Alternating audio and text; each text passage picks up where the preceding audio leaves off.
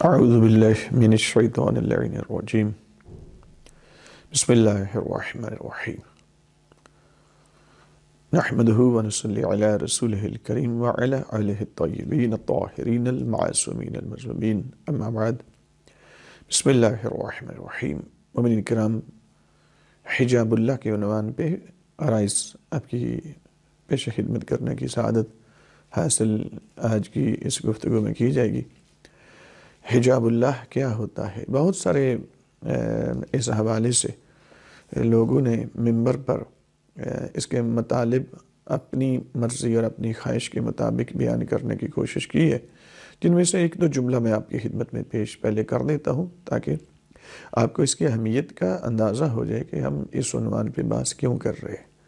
تو سب سے پہلے جو حجاب اللہ کے متعلق کہا جاتا ہے کہ خدا چونکہ رسول اللہ حجاب اللہ ہے، جناب سیدہ حجاب اللہ ہے، حتیٰ صرف جناب سیدہ کے عنوان سے کہ صرف جناب سیدہ صلوات اللہ علیہ حجاب اللہ ہے، تو حجاب اللہ یعنی اللہ کا پردہ۔ اس کا مطلب یہ بیان کیا جاتا ہے، جو مطلب پہلے بیان کیا جا رہا ہے میں پہلے وہ عرض کروں گا۔ اس میں مثلاً ابھی ایک خطیب فوت ہو گئے ہیں، ان کے کچھ جملے ہیں، انہوں نے اس میں اپنی اس مجلس میں کہیں پڑھ رہے ہیں تو وہ کہہ رہے ہیں کہ کنت کنزن مخفین، یہ جو اللہ کہتا ہے کہ میں چھپا ہوا، تو چھپا ہوا نہیں، میں چھپایا گیا ہوں۔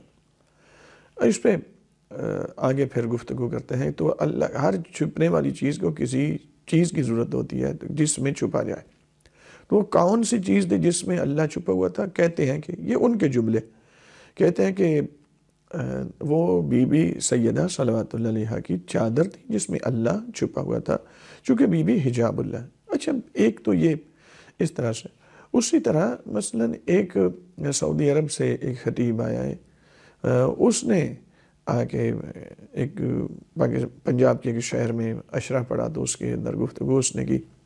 اس نے کہا کہ اللہ نے یوم عاشور کو امام حسین علیہ السلام کو عرش پہ بلایا، تو اللہ نے امام حسین کے ساتھ مصافحہ کیا اور اللہ نے کہا کہ حسین تم زخمی بڑے ہو۔ کہا کہ یہ میں مختصر آخری جملہ اس کا پیش کر رہا ہوں، کافی کفریات اس نے اس میں بیان کی ہوئی ہیں اور لوگ اس کفریات پہ بڑی داد بھی دے رہے ہیں۔ بہرحال وہ کہتا ہے کہ خطیب کہہ رہا ہے کہ اللہ نے کہا کہ حسین آپ زخمی بہت ہیں، تو امام حسین نے کہا کہ تجھے نہیں پتا، تیری خاطر ہی تو سب کچھ کر رہا ہوں۔ تو اللہ فرط محبت میں آیا تو کہا کہ ٹھیک ہے حسین، تم زمین پہ چلے جاؤ، تمہاری شہادت کے بعد میں اللہ قیامت تک تمہاری قبر میں رہوں گا اور تم میرے عرش پہ رہو گے، علیہ باللہ۔ اب ذرا اس طرح کی گفتگو بہت کچھ سننے میں ملی ہے، تو اس حوالے سے چونکہ مومنین کا کافی تقاضا تھا کہ حجاب اللہ کے عنوان سے گفتگو کی جائے، لذا ایک تو یہ وہ مطلب ہے۔ اب اگر ان مطالب کو صحیح مانا جائے کہ اللہ بی بی کی چادر میں چھپا ہوا ہے یا اللہ امام حسین کی قبر میں ہے، تو اس سے خدا کی تجسیم کا عقیدہ جو ہے نا وہ ابھرتا ہے۔ تو اللہ کو جسم ماننے والا صرف ایمان سے خارج نہیں، اسلام سے بھی خارج ہے، اور یہ پہلی قوم ہے، قوم یہود، جس نے خدا کی تجسیم کا نظریہ اپنایا ہے، خدا کی رویت، خدا کے لیے حرکت، خدا کی جسم و جسمانیت کا عقیدہ قوم یہود ہے جس نے خدا کے لیے اپنایا۔ تو اب تجسیم کا نظریہ خود اہل بیت اطہار کیا فرماتے ہیں، امیر المومنین کیا فرماتے ہیں، نہج البلاغہ پہلا خطبہ، پہلے خطبے کا پہلا ہی صفحہ، اس کے آخری لائنوں میں جا کے امیر المومنین کے خطبے میں مولا امیر علیہ السلام کی کلام مقدس کے یہ جملے ملتے ہیں کہ من قال فیما فقد ضمنہ ومن قال علاما فقد حملہ۔ جس نے اللہ کے لیے یہ عقیدہ رکھا کہ اللہ کسی چیز کے اندر ہے، اس نے اللہ کو اس چیز کا جز بنا دیا۔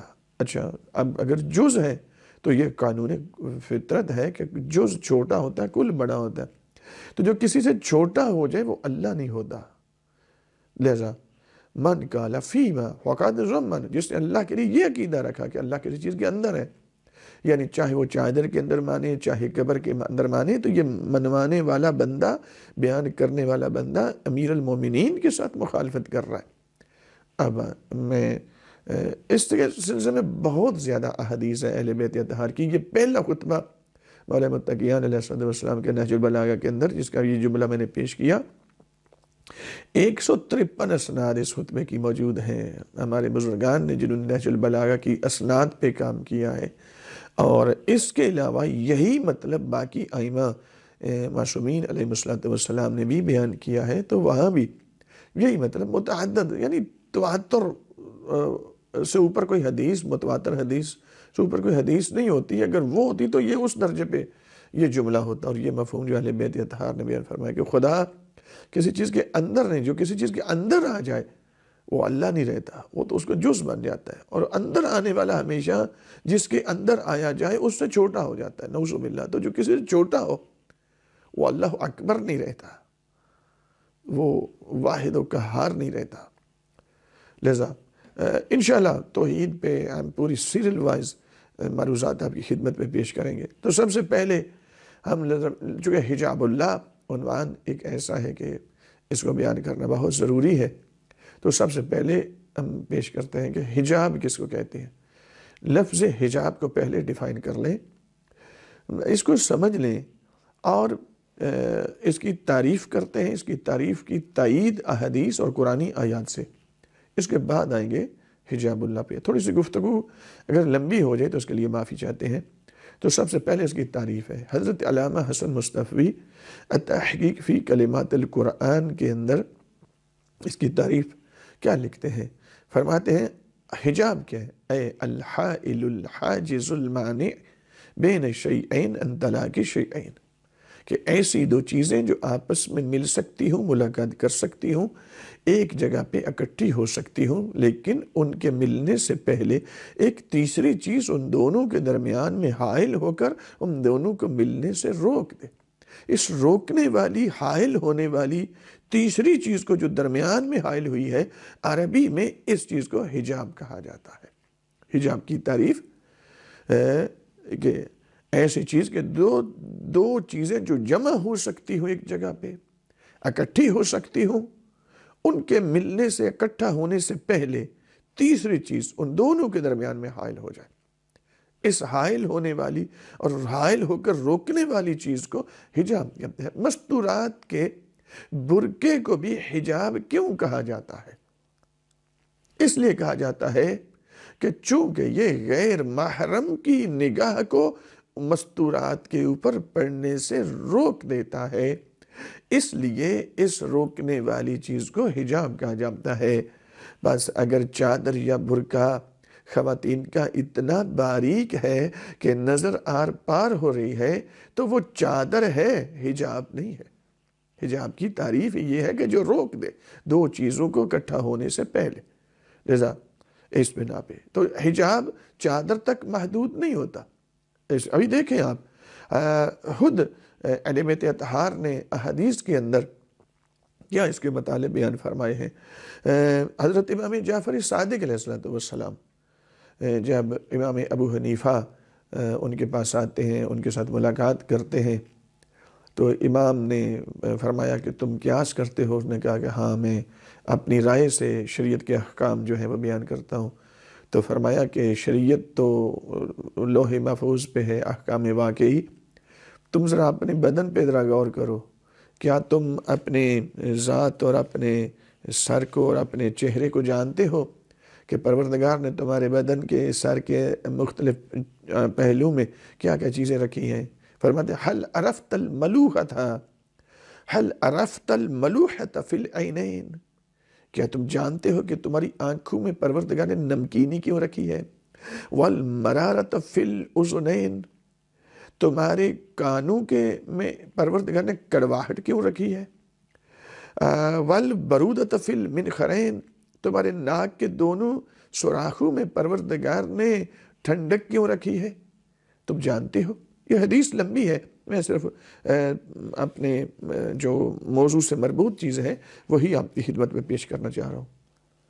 جانتے ہو؟ قال لا، کہا نہیں میں نہیں جانتا۔ میرے آقا کیا فرماتے ہیں؟ حضرت امام جعفر صادق علیہ السلام اب خود جواب دیتے ہیں، فرماتے ہیں جعل اللہ فی المنہرین حجابا للدماغ، کہ پروردگار نے تمہاری جو ناک کے سوراخوں میں ٹھنڈک رکھی ہے، پروردگار نے اس کو حجاب بنا کے رکھا ہے۔ اب آپ غور کریں ذرا کہ لفظ حجاب حدیث کے اندر آ رہا ہے، وَجَعَلَ اللَّهُ فِي الْمِنْخَرَيْنِ حِجَابًا لِلدَّمَاغِ وَلَوْلَا ذَلِكَ لَسَالَ الدَّمَاغِ، فرماتے ہیں اگر یہ ٹھنڈک تمہاری ناک کے سوراخوں میں پروردگار نہ رکھتا، تمہارا دماغ پگھل جاتا، بہہ جاتا تمہارا دماغ۔ خداوند متعال نے اس ٹھنڈک کو حجاب بنا دیا اس کے دماغ کے بہنے اور دماغ کے درمیان میں۔ اب ظاہر ہے یہاں پہ لفظ حجاب آیا ہے تو یہ کپڑا، یہ چادر کے معنی میں تو نہیں آیا، برقعے کے معنی میں تو نہیں آ رہا۔ حجاب اپنے موضوع میں، اپنی وضع میں عام ہے۔ مستورات کا برقع اس کا ایک مصداق بنتا ہے۔ پھر آگے فرماتے ہیں وَجَعَلَ الْمِرَارَةَ فِي الْأُذُنَيْنِ حجاباً للدماغ، پروردگار نے تمہارے کانوں کے اندر کڑواہٹ کیوں رکھی؟ اس لیے رکھی کہ یہ جو سوراخ ہے نا تمہارے کانوں کے، ان کے ذریعے سے کوئی کیڑے یا اس طرح کی چیز تمہارے دماغ کے اندر گھس نہ سکے۔ تو اس کو خداوند فَجَعَلَ اللَّهُ الْمِرَارَةَ فِي الْأُذُنَيْنِ حِجَابًا لِلدِّمَاغِ، تمہارے کانوں میں جو کڑواہٹ ہے خدا نے دماغ کے لیے اس کو حجاب بنا کے رکھا ہے۔ تو یہاں بھی لفظ حجاب یعنی اس کڑواہٹ کو حجاب کے ساتھ تعبیر کیا گیا، اس برودت کو، اس جو تھی ناک کے اندر جو ٹھنڈک ہے برودت، اس کو امام نے حجاب کے معنی میں۔ اسی طرح آپ دعائے ابو حمزہ شمالی بہت ہی کمال کی دعا ہے، جس میں میرے مولا کیا فرماتے ہیں وَإِنَّكَ لَا تَحْتَجِبُ عَنْ خَلْقِكَ، اے پروردگار عالم تو اپنی مخلوق سے چھپوشیدہ نہیں ہے، إِلَّا أَن تَحْجُبَهُمُ الْأَعْمَالُ دُونَكَ، لیکن لوگوں کے اعمال، لوگوں مخلوق اور تیرے درمیان میں حجاب بن جاتے ہیں۔ حجاب بن جاتے ہیں کیا مطلب ہے؟ لوگوں کے اعمال، معصیات، ان کی نافرمانیاں حجاب بن جاتی ہیں۔ مطلب کیا ہے؟ حجاب بن جاتی ہیں کہ جو نافرمانی کرتے اس کو کوئی برقع پہنا دیا جاتا ہے، ایسا نہیں ہے، اس کو برقع نہیں پہنایا جاتا۔ اصل یہ ہے کہ حجاب ہوتا ہے ایسی دو چیزیں جو آپس میں مل سکتی ہوں۔ اس کا مطلب اور زیادہ واضح ہو جاتا ہے۔ امیر المومنین دعائے کمیل کے اندر بہت ہی خوبصورت مطلب اس کا بیان کرتے ہیں، فرماتے اللہم اغفر لی الذنوب التي تحت كل عصم، اللہم اغفر لی الذنوب التي تنزل النقم، اللہم اغفر لی الذنوب التي تعجر النعم، اللہم اغفر لی الذنوب التي تحبس الدعاء۔ میرے مولا امیر علیہ السلام فرماتے ہیں جب دعا مانگو کمیل تو اس طرح مانگو۔ مولا کیسے؟ فرماتے ہیں کہو کہ پروردگار میرے وہ گناہ جو میری دعا کی قبولیت میں رکاوٹ بنے ہوئے ہیں، حجاب بنے ہوئے ہیں، ان گناہوں کو معاف فرما۔ تو ظاہر ہے یہاں پہ گناہ کو حجاب کہا گیا ہے۔ اسی طرح حضرت امام چوتھی حدیث میں آپ کی خدمت میں پیش کر رہا ہوں، حضرت امام زین العابدین علیہ السلام کے پاس ایک شخص آیا، اس نے کہا کہ یہ ابن رسول اللہ، اے میرے آقا مولا، اے رسالت امام کے بیٹے، دعا فرمائے اللہ مجھے اولاد نرینہ عطا فرمائے۔ میرے مولا فرماتے ہیں جا کثرت کے ساتھ استغفار کر، تیری استغفار کے نتیجے میں اللہ تجھے اولاد نرینہ عطا فرمائے گا۔ وہ بندہ باہر نکلا، ایک بندہ اور آیا مولا سید سجاد علیہ السلام کے پاس، یہ ابن رسول اللہ دعا فرمائے اللہ مجھے رزق وسیع عطا فرمائے، مشکل ہے، مفلسی ہے، غربت ہے۔ میرے مولا فرماتے ہیں جا کثرت کے ساتھ تو بھی استغفار کر، اللہ تیری استغفار کے نتیجے میں تجھے رزق وسیع عطا کرے گا۔ اس کے بعد کچھ اور لوگ آئے، یا ابن رسول اللہ ہمارے علاقے میں بارش نہیں ہو رہی، دعا فرمائیں ہمارے علاقے میں خدا بارش برسائے، قحط کا سماں ہے، زمینیں بنجر ہو چکی ہیں۔ میرے مولا فرماتے ہیں اپنے گھروں میں جاؤ، کثرت کے ساتھ استغفار کرو، تمہاری استغفار کے نتیجے میں خدا بارش برسائے گا۔ اب پاس جو بیٹھے ہیں حضرت ابو حمزہ سمالی ہیں اور کچھ اور لوگ سوال کرتے ہیں، یا ابن رسول اللہ یہ ہمیں سمجھ نہیں آ رہی کہ مشکلات مختلف پیش کی گئیں، ایک نے کہا کہ اولاد نرینہ کی دعا، ایک نے کہا رزق وسیع، یہ لوگ آئے انہوں نے بارش کے لیے، تو آپ نے سب مختلف مسائل کا حل سب کو ایک ہی دیا، استغفار کرو۔ مولا یہ کیا معاملہ ہے؟ میرے امام نے بڑا خوبصورت جواب فرمایا، قرآن میں خدا بند متعال فرماتا ہے استغفروا ربکم، اپنے رب سے اپنے گناہوں کی مغفرت طلب کرو۔ آیت کے آخری حصے میں جا کے یرسل السماء علیکم مدرارا ویمددکم باموال وبنین، تمہارے اس استغفار کے نتیجے میں ہوگا کیا؟ اللہ جس کے ہاں بارش نہیں برسی وہاں بارش برسائے گا، جس کے ہاں بیٹے نہیں اللہ بیٹوں کے ساتھ اس کی مدد کرے گا، جس کے پاس مال نہیں اس کے مال کے ذریعے خدا اس کی مدد کرے گا۔ والا سمجھ آ گئی، لیکن ذرا یہ واضح کریں کہ آخر اس میں فلسفہ کیا ہے؟ میرے مولا فرماتے ہیں کہ جب تم سے گناہ سرزد ہوتے ہیں تو تمہارے گناہ اللہ کی بارگاہ اور تمہاری دعاؤں کے درمیان میں حجاب بن جاتے ہیں، لذا خدا کہتا ہے پہلے کثرت سے استغفار کرو، تمہاری استغفار کے نتیجے میں وہ گناہوں کا حجاب ہٹ جائے گا، حجاب ہٹے گا، پھر جو دعا کرو گے سیدھی قبولیت کے درجے پہ چلی جائے گی، خدا کی بارگاہ میں پہنچ جائے گی۔ لذا تمہارے بعض گناہ اس طرح سے ہوتے ہیں۔ اب یہ لفظ حجاب جو میں عرض کر رہا ہوں، میں بڑی تیزی کے ساتھ مطالب اس کے پیش کر رہا ہوں، ضروری نہیں ہے کہ صرف چادر اور برقعے کے معنی میں حجاب آتا ہے، حجاب اپنے وسیع معنی میں ہے۔ کہیں پہ گناہ کو حجاب کہا گیا، یہاں پہ بھی قرآن حکیم میں بہت ساری آیات ہیں۔ پروردگار عالم سورہ اسراء آیت نمبر 47 ہے غالباً 47 اس میں خداوند متعال فرماتا ہے اپنے حبیب سے وَإِذَا قَرَأْتَ الْقُرْآنَ، میرا حبیب جب آپ قرآن پڑھتے ہیں جَعَلْنَا بَيْنَكَ وَبَيْنَ الَّذِينَ لَا يُؤْمِنُونَ بِالْآخِرَةِ حِجَابًا مَسْتُورًا، میرا حبیب جب آپ قرآن پڑھتے ہیں تو جو لوگ آخرت پر ایمان نہیں رکھتے ہم ان کے اور آپ کے درمیان میں ایک حجاب پیدا کر دیتے ہیں۔ کیا مطلب ہے؟ چادر ڈال دی جاتی ہے درمیان میں، اس طرح نہیں ہے، یہاں پہ حجاب یعنی مطلب کیا ہے؟ تاکہ یہ مطلب آپ کو اپنے شیطانی جو حربے ہیں ان کے ذریعے آپ کو نقصان نہ پہنچائے۔ تو حجاب ہوتا ہے ایسی چیز جو دو چیزیں آپس میں اکٹھی ہو سکتی ہوں ان کو ملنے سے آپس میں روک دے۔ قرآن حکیم میں یہ متعدد آیات میں یہ لفظ حجاب آیا، 8 آیات کے اندر یہ لفظ حجاب آیا۔ اب ایک آیت سورہ مطففین کے اندر آیت نمبر 15 ہے، خداوند متعال فرماتا ہے کَلَّا إِنَّهُمْ عَنْ رَبِّهِمْ يَوْمَئِذٍ لَمَحْجُبُونَ، جو مجرمین ہوں گے قیامت کے دن یہ اپنے رب سے حالت محجوب میں ہوں گے۔ کیا مطلب ہے محجوب؟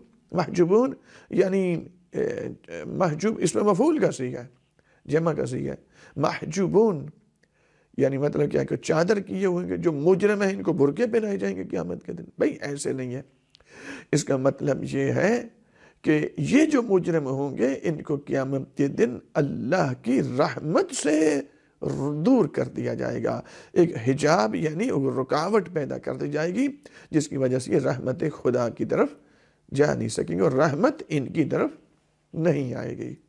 تو اب میں نے 2 آیات پڑھی اور 4 احادیث آپ کی خدمت میں پیش کی ہیں کہ حجاب جو ہے وہ چادر یا برقعے تک محدود نہیں ہے۔ ہاں مستورات کے برقعے اور چادر کو بھی میں نے عرض کی ہے کہ حجاب ہی کہتے ہیں، لیکن اس لیے کہتے ہیں چونکہ وہ کسی غیر محرم کی نگاہ کو ان پر پڑنے سے روک دیتا ہے۔ بس اگر روک رہا ہے تو حجاب ہے، اور اگر روکنے کے قابل نہیں ہے تو چادر ہے، حجاب نہیں ہے۔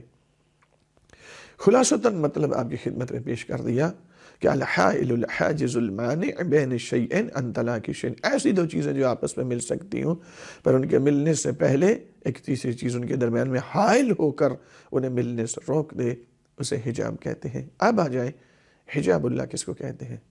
حجاب اللہ پیچھے میں نے عرض کر دی کہ حجاب اللہ کا مطلب یہ نہیں ہے کہ ان کی چادر اللہ پر نعوذ باللہ آ گئی اور یہ چادر کے نیچے اللہ چھپا ہوا ہے۔ جو بندہ یہ کہتا ہے، میں آپ کو عرض کروں ذمہ داری کے ساتھ، ایک پوری ذمہ داری کے ساتھ، مکتب اہل بیت کی پوری ذمہ داری کے ساتھ یہ میں ضمانت دیتا ہوں کہ وہ بندہ صرف تشیع سے خارج نہیں ہوگا، ایمان سے ہی صرف خارج نہیں ہوگا، اسلام سے بھی خارج ہو جائے گا۔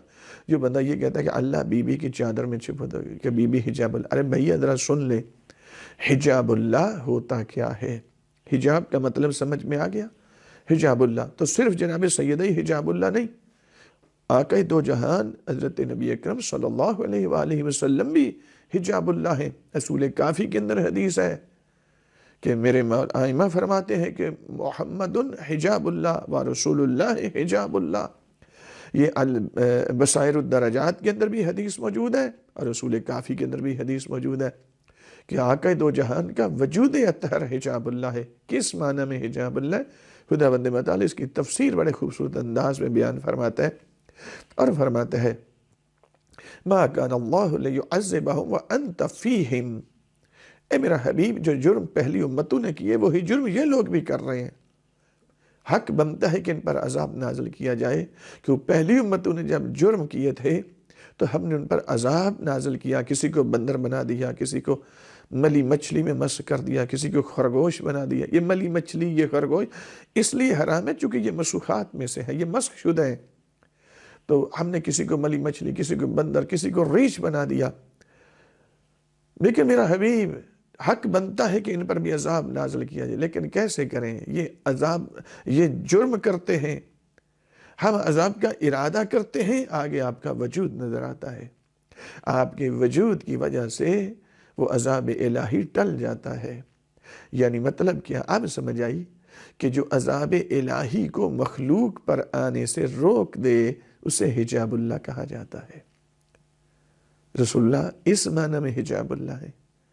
اس کے جہات اور بھی ہیں، میں انشاءاللہ عرض کروں گا تیزی کے ساتھ، جلدی کے ساتھ۔ اب علامہ ابن حجر مکی سوائے مہرقہ تبدیلی میں ایک باب قائم کرتے ہیں سوائے مہرقہ میں فضیلت اہل بیت علیہ السلام کا، اس میں اسی آیت کو نقل کرتے ہیں، کہتے ہیں کہ ما کان اللہ لیعذبہم وانت فیہم، جب تک رسول اللہ موجود رہے تب تک تو عذاب ٹلتا رہا، لیکن جیسے ہی حضور نبی اکرم دنیا سے چلے گئے، ان کا وجود اٹھ گیا، تو کیا جرم ختم ہو چکے تھے؟ نہیں، جرم بڑھ چکے تھے، پہلے سے زیادہ مظالم ہو رہے تھے، معصیت پہلے سے بڑھ چکی۔ عذاب کیوں نہیں آیا؟ کہتے کیسے آئے؟ پہلے رسول کی وجہ سے ٹلتا رہا، اب ان کی بیٹی بطول جناب سیدہ کی وجہ سے عذاب ٹلتا رہا۔ قاعدہ ٹھیک بیان کیا انہوں نے، لیکن یہاں پہ رک گیا کہ یہیں پہ کلام۔ میں یہی سوال کرتا ہوں کہ نبی اکرم کی رحلت کے 75 یا 95 دن کے بعد جناب سیدہ صلوات اللہ علیہا کی بھی شہادت ہو گئی، تو کیا پھر کیا گناہ مٹ چکے تھے؟ نہیں، گناہ پہلے سے بڑھ چکے تھے، تو گناہ عذاب کیوں نہیں آیا؟ کیوں آئے؟ اس لیے کہ اب مولا متقیان امیر المؤمنین علی بن ابی طالب علیہ السلام حجاب اللہ بن کر موجود ہیں۔ ایسے نہیں میرے آقا نبی اکرم نے فرمایا علی جو منی و انا من العلی، علی مجھ سے ہے اور میں علی سے ہوں، جو جہاد ادھر ہے وہی جہاد ادھر ہے، جیسے وہ حجاب اللہ ویسے یہ حجاب اللہ ہے۔ سوال پھر پیدا ہوتا ہے کہ 40 ہجری میں امیر المومنین بھی شہید ہو گئے، عذاب پھر کوئی نہیں ہے، ظلم بھی ہو رہے ہیں، تکذیبات پہلے سے بڑھ چکی ہیں، 9000 مسجدوں کے ممبروں سے مولا امیر المومنین علیہ السلام پر سب شتم کیا جاتا ہے۔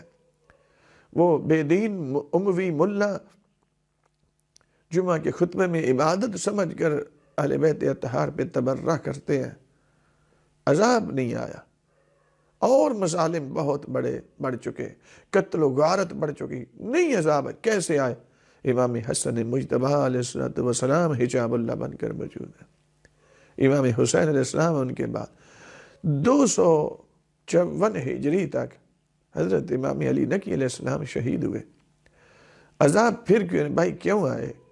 حضرت امام حسن عسکری علیہ السلام حجاب اللہ بن کر موجود ہے، اور اسی طرح 260 ہجری میں امام عسکری علیہ السلام کی بھی شہادت ہوتی ہے۔ تب سے لے کے اب تک 1188 سال ہو گئے عذاب نہیں آیا، یا 1184 سال ہو گئے عذاب الہی نہیں آیا، کیا گناہ مٹ چکے ہیں؟ کیا معصیات ختم ہو چکی ہیں؟ کیا خدا کی نافرمانی ختم ہو چکی ہے؟ نہیں، نافرمانی پہلے سے کئی گنا بڑھ چکی ہے۔ پہلی قومیں شرما جائیں آج کے لوگوں کے کرتوت اور اعمال کو دیکھ کر۔ عذاب کوئی نہیں آیا۔ ملا تجھے شکریہ ادا کرنا چاہیے، تو کہتا ہے اس امام کا فائدہ کیا جو نظر نہیں آتا؟ نظر تو خدا بھی نہیں آتا، فائدہ پھر بھی ہے۔ تو امام زمان عجل اللہ فرج شریعت تجھے تو شکریہ ادا کرنا چاہیے، اس لیے کہ رحمت کی نیابت میں امامت موجود ہے، ورنہ جو تو کرتا ہے تو تجھ پر تو وہ عذاب آتا جو قوم لوط پہ آیا تھا۔ نہیں آ رہا، تجھے تو شکریہ ادا کرنا چاہیے، ممنون و مشکور ہونا چاہیے تھا اس یوسف زہرا عجل اللہ فرجہ الشریف کا، کہ جس کے وجود اطہر کی وجہ سے عذاب الہی اب تک نہیں آ رہا۔ مومنین کرام، اسی طرح اور بہت ساری حدیث اصول کافی کے اندر موجود ہیں کہ جس میں کہ لولا الحجہ، اگر حجت خدا نہ ہوتی لصاحت الارض باہلہا، تو زمین اپنے اہل کو نگل جاتی، زمین کا وجود برقرار نہ رہتا۔ جو صرف مخلوقات اور اللہ کے درمیان عذاب الہی آنے میں رکاوٹ صرف نہ بنے، بلکہ جو کائنات کے بقا کا ضامن جس کا وجود ہو، اس وجود کو حجاب اللہ کہا جاتا ہے۔ اس کے مطالب اور بھی بہت زیادہ ہیں، لیکن میں یہیں پہ اکتفا کرتا ہوں۔ حجاب اللہ اس معنی میں ہے۔ وصلی اللہ علی محمد وعلیہ الطیبین الطاہرین المعصومین۔